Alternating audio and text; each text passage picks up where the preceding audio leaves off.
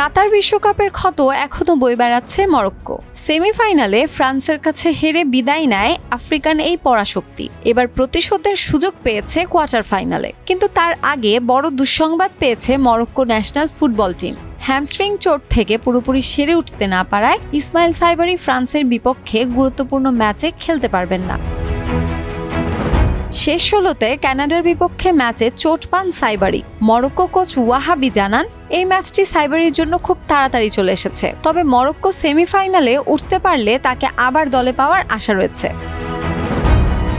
চলতি বিশ্বকাপে দুর্দান্ত ছন্দে ছিলেন ২৪ বছর বয়সী এই ফরওয়ার্ড প্লেয়ার। গ্রুপ পর্বের ৩ ম্যাচেই গোল করার পাশাপাশি নেদারল্যান্ডসের বিপক্ষে টাইব্রেকারে জয়সূচক পেনাল্টিও নিয়েছিলেন তিনি। তার অনুপস্থিতিতে আক্রমণ ভাগে বাড়তি দায়িত্ব নিতে পারেন সুফিয়ান রাহিমি। শামসুন নাহার দোলন, টাইমস টুডে।